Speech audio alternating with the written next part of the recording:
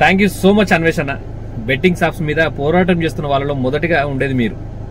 చాలా మంది చాలానే ట్రై చేశారు ఆపడానికి.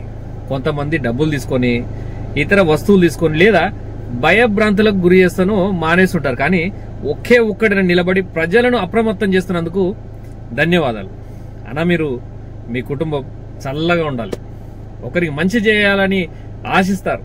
మీ జీవితంలో జరిగిన సంఘటనల ఆధారంగా ఇతరులకు మీరు జరగకూడదు అని మీరు చేసే ప్రయత్నం ఖచ్చితంగా ఫలిస్తుంది. మీ పోరాటంలో నాతో పాటు మేమందరం కూడా సపోర్ట్గా ఉంటాం.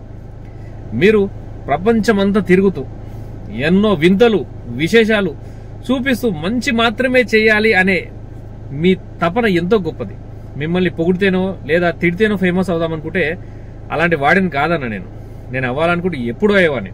ఈరోజు మీరు మాట్లాడుతున్న వాళ్ళలో మాట్లాడాల్సిన వాళ్ళలో చాలా మంది నా దగ్గర పనిచేసిన వాళ్ళే. వాళ్ళ గురించి ప్రత్యేకంగా త్వరలోనే వీడియోలు చేస్తాను.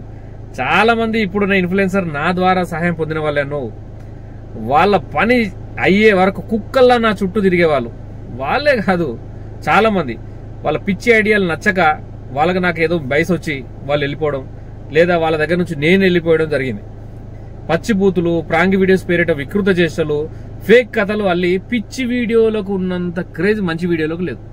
గలీజ్ మాటలు, చెత్త వీడియోలు, ఎలాంటి ఉపయోగం లేని వీడియోలు చేయలేనన్న. నేను ఉంటున్న ఇంటికి, పెట్టుకున్న స్టూడియోకి ఈఎంఐలు కట్టలేక నా తాతలు సంపాదించిన చిన్న భూమిని అమ్ముకుందామని ఊరికి వచ్చానన్న. నాకు సినిమా అంటే పిచ్చన్న. ఎలాగైనా సినిమా చేయాలని, నేను చెయ్యని ప్రయత్నమే లేదు. ఎలాగైనా ముందుకు రావాలి అని నాకు నచ్చకపోయినా, మనసు ఒప్పుకోకపోయినా పిచ్చి పిచ్చి వీడియోస్ కొన్ని చేసిన, మతి చెడిపోయిన చిల్లరగాళ్ళని ఇంటర్వ్యూ చేసిన, బతకడానికి తప్పలేదన్న. మధ్యలో చిన్న చితక ఇతర ప్రైవేట్ యాప్స్ ప్రమోట్ చేయమని వచ్చాయి. అడుక్కు తిన్నా పర్వాలేదు కానీ చెయ్యనని డైరెక్ట్ గా చెప్పి పడేసిన. నిజమన్నా, మీరన్నట్టు ప్రపంచంలో చాలా మంది దొంగ నా కొడుకులు ఉన్నారన్న. ఎవరిని నమ్మొద్దు అనిపిస్తుంది. నా దగ్గర చాలా మంది పని చేసి వెళ్ళిపోయి ఫేమస్ అయిపోయారన్న. చివరికి నేను సహాయం అడిగితే చెయ్యకపోగా కనీసం నా ఫోన్ కూడా లిఫ్ట్ చేసే ప్రయత్నం కూడా చేయలేదు. ఎంతో ఎదిగిపోయారన్న. ఎవడబ్బ సొమ్మన్న.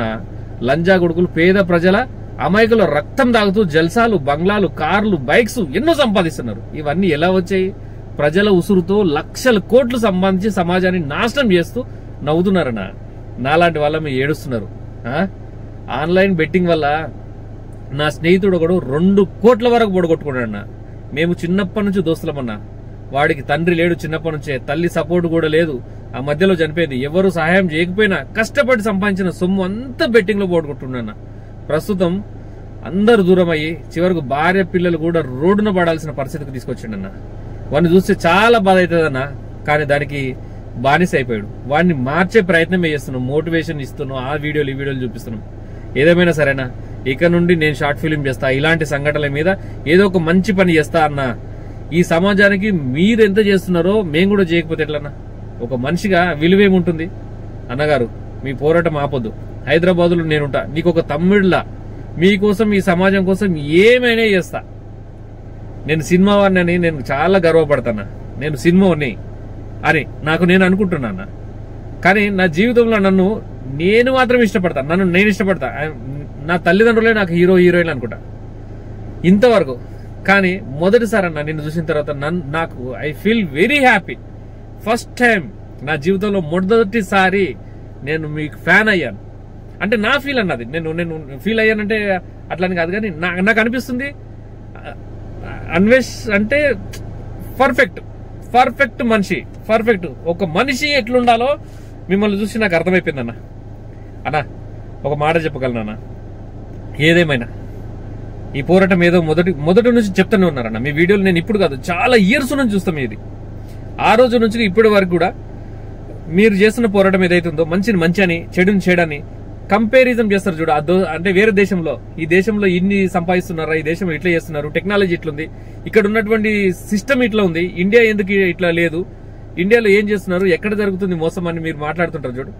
సో అక్కడ ఆ కంపారిజన్, వాళ్ళతో మాట్లాడే విధానం, అదంతా చాలా హ్యాపీగా అనిపిస్తుంది అన్న. ఎట్లా మోటివేట్ చేస్తుంటారు మీరు మన దేశంలోని ప్రజలని, యువతని ఎంకరేజ్ చేసే విధానం కూడా చాలా బాగుంటుంది అన్న. పెద్దోడువో చిన్నోడువో, నిజంగా నువ్వు అక్కడ వయసులో పెద్దోడివి, అనుభవంలో పెద్దోడివి, ఈ ప్రపంచం ఏందో ఎరిగినోడివి అన్న, ఈ ప్రపంచం గురించి తెలిసినోడివి, ఎక్కడ ఏది ఉంది ఎలా ఉందని అన్న. ఈ ఏరియా నుంచి ఇంకో ఏరియాకి పోతేనే, ఈ ఊరు నుంచి ఇంకో ఊరికి పోతేనే, ఈ స్టేట్ నుంచి ఇంకో స్టేట్కి పోతేనే మూతి నొస్తుంది, ముక్కు నడుస్తుంది, వాటర్ చేంజ్ అయింది, వాతావరణం చేంజ్ అయింది అని మొత్తుకుంటారు నాకు. అలాంటిది నువ్వు ప్రపంచ దేశాలు దాటిపోయి ఎన్నో మార్పులు, అసలు తాగడానికి కూడా నీళ్లు లేనటువంటి ప్రదేశాలకు వెళ్ళి వీడియోలు చూపిస్తుంటావు. నీకు వచ్చినటువంటి సొమ్ముని జెన్యున్ గా డిస్ప్లే చేసి చూపిస్తుంటావు. నీ సొమ్ము నీకు సరిపోతుంది అనే ఆలోచన విధానం బాగుంటది. ఇది సార్లు నేను బ్రతకడానికి అనుకుంటావు, చాలా బాగుంటది. నీకు తోచిన వరకు, నీకు వచ్చిన వరకు సహాయాలు చేసుకుంటావు అన్నా, నీ సహాయం కూడా ఎవరికి చెప్పవని నాకు తెలుసు. సో అలాంటి జెన్యున్ గా బ్రతుకుతున్న నీకు ఈ దీని మీద పోరాటం ఎందుకు చేయాలనిపించింది, ఒక ఇతరులకు సహాయం ఎందుకు అనిపించింది? నీ లైఫ్ లో ఇలాంటి ఇన్సిడెంట్ జరిగింది, ఆ ఇన్సిడెంట్ ఇంకొకరి లైఫ్ లో జరగొద్దని మీరు అనుకున్నారు కాబట్టి చేసే ప్రయత్నం చేస్తున్నారు కదా. ఆ ప్రయత్నాన్ని ఖచ్చితంగా అందరూ అప్రిషియేషన్ చేస్తున్నారు. ఇక్కడున్న మన ఇండియన్స్ అందరూ మెచ్చుకుంటున్నారన్న. మీకు వచ్చే కామెంట్లు చదవండి అన్న. నేను 2 రోజులు 3 రోజుల నుంచి మీ వీడియోలో చూస్తున్నా. ఇప్పుడు మీరు మాట్లాడుతున్నట్టు ఇంకా చాలా మంది గురించి మాట్లాడాలన్నారు. చాలా మంది ఉన్నారన్న, స్థాయి ఏదైనా కావచ్చు. వాళ్ళు యూట్యూబరా, ఇన్ఫ్లుయెన్సరా, లేకుంటే ఇంకా ఏదైనా సెలబ్రిటీయా, హేమిలా ఎవడన్నావని మీ పోరాటం ఆపొద్దు. మేము ఖచ్చితంగా ఉంటామన్నా. నేను చెప్తున్నాను యాజ్ మీకు బ్రదర్ అనుకుంటున్నా, చెప్తున్న ఒక మాట, ఈ పోరాటంలో సచ్చినా పర్లేదన్న, ఇచ్చిపెట్టేది లేదు.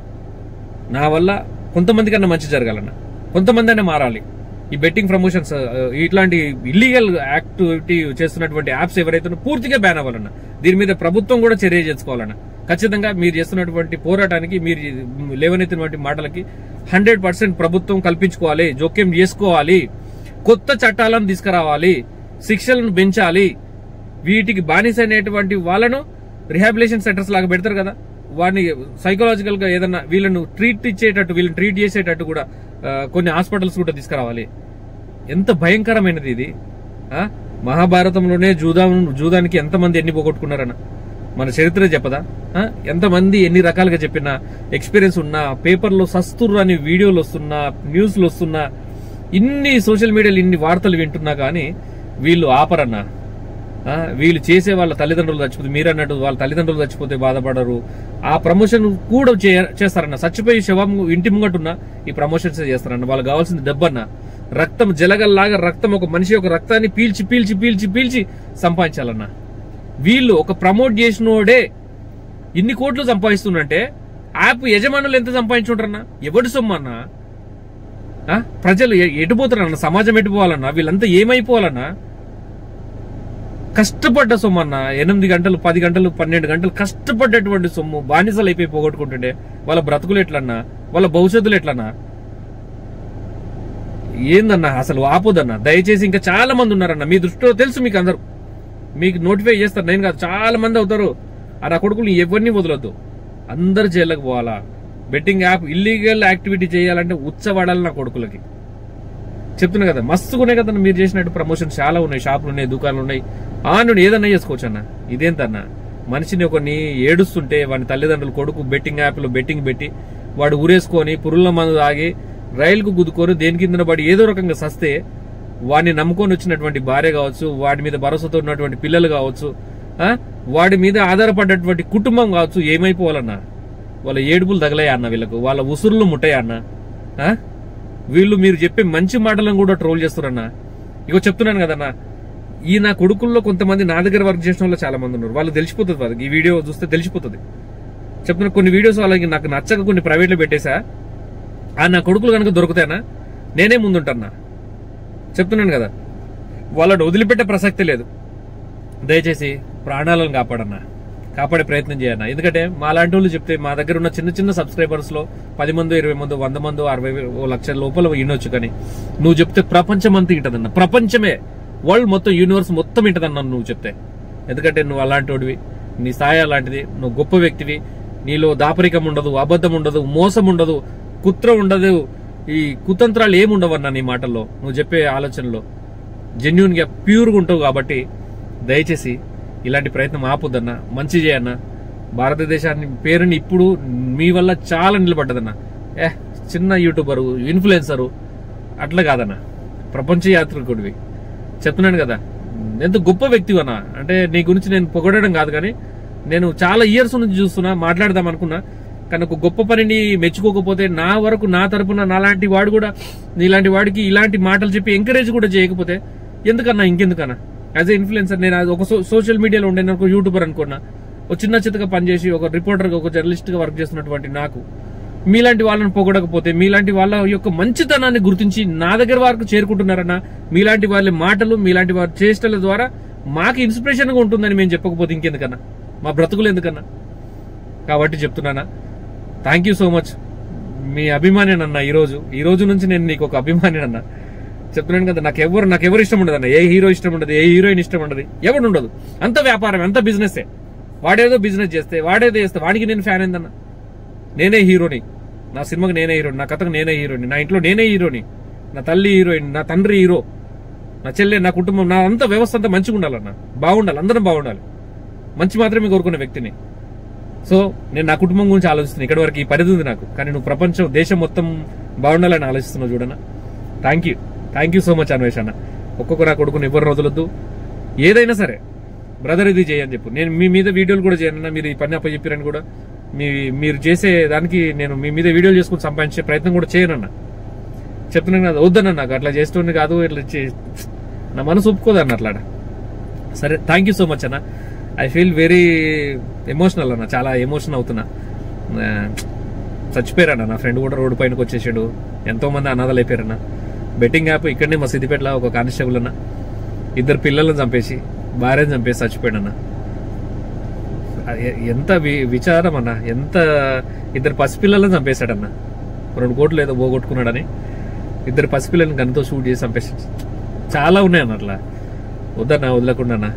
కొంతమంది ఉన్నారన్న, వీళ్ళను తొక్కి పడేద్దాం, అట్లా చేద్దాం, ఇట్లా చేద్దామని. డబ్బు మదం అన్న, బలుపు అన్న, కొవ్వు అన్న, ఆ బలుపు అదంతా తగ్గి అదంతా చేసి భయం ఏర్పడాలన్నా. చట్టం అన్నా, పోలీస్ వ్యవస్థ అన్నా, సమాజం అన్నా, అసలు భయం ఉండాలన్నా. ఏదన్నా ఇల్లీగల్ యాక్ట్ చేస్తున్నారు అంటే పడిపోవాలి నా కొడుకులకి. అట్లా చేయన్నా. కొత్త చట్టం వచ్చేదాకా వదిలిపెట్టకన్నా. చెప్తున్నాను కదా, ఇల్లీగల్ బెట్టింగ్స్ కానీ ఎనీ ఇల్లీగల్ కంటెంట్, ఇల్లీగల్ చేస్తున్నటువంటి ఏ పనైనా న్యాయంగా లేకపోతే చట్ట విరుద్ధంగా చేసే ఏ పని చేయాలని ఆలోచించే ప్రతి నా కొడుక్కి ఉచ్చబడాలన్నా. చెప్తున్నాను కదా, ఏదైనా సరే అన్వేషణ. థ్యాంక్ యూ సో మచ్ అన్న.